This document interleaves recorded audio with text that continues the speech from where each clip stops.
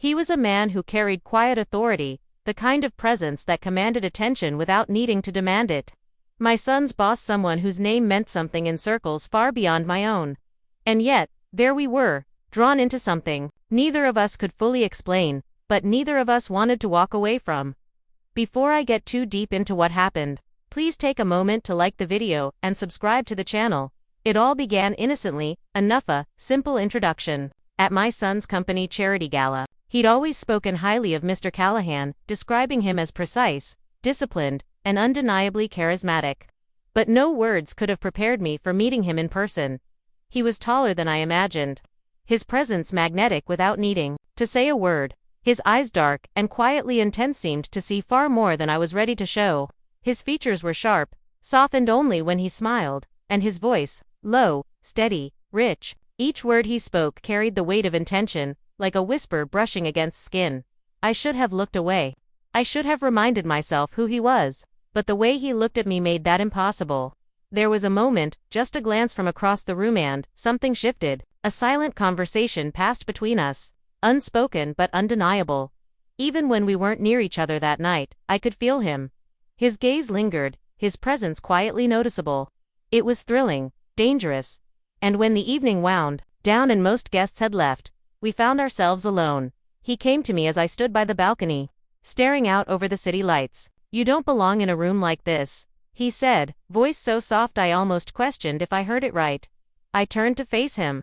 "And where do I belong?"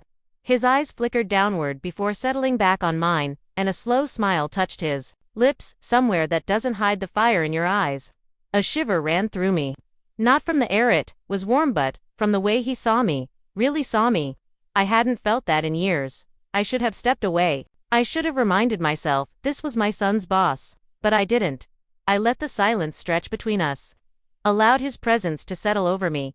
Then he reached for my hand, just the faintest brush of fingers against mine. Hesitant, like he knew this was a line he shouldn't cross. When I didn't pull away, he held on, just a little firmer.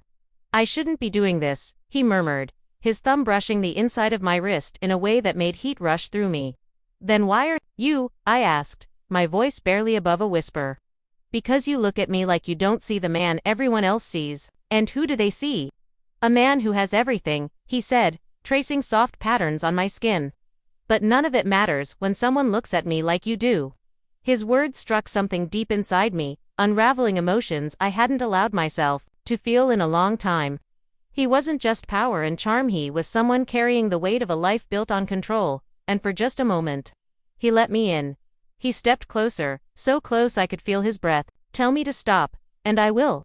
I opened my mouth, but the words never came, because in that moment, I didn't want him to stop. I didn't want to be the responsible one.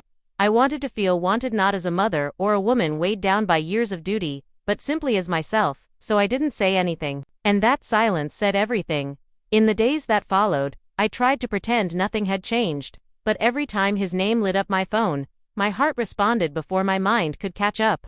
His messages weren't bold or demanding, they were laced with promise, with restraint that only made things more dangerous. One evening, I found myself outside his office again. The air felt heavy with tension as I stepped inside. He didn't say a word at first, just looked at me like he had the night of the gala.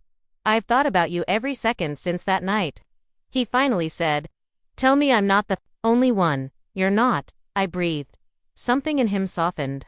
His hand found my waist, anchoring me as though he was afraid I might vanish. "This is complicated," I whispered, even as my body leaned toward him. "I don't care," he said. "I've spent too long following rules that never really meant anything." His honesty disarmed me.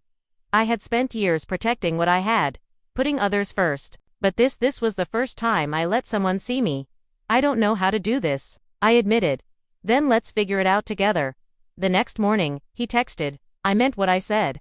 "I won't push, but I won't disappear either." I stared at the screen, torn between logic and longing. And then another message. "I'd like to see you tonight. Only if you want to." I said yes. That evening, I arrived at his penthouse. It was sleek and quiet, overlooking the glittering city. He opened the door, and in his eyes, I saw something that caught me off guard: relief. As if he had been waiting, hoping. We spent hours talking about my life, my fears, dreams I had long buried. He listened, really listened. And somewhere in that quiet space, I let my walls down. His hand found mine, fingers laced easily, naturally. "I know this isn't simple," he said, "but I also know I don't want to let this go." "Neither do I." It wasn't a promise. It wasn't love. But it was real.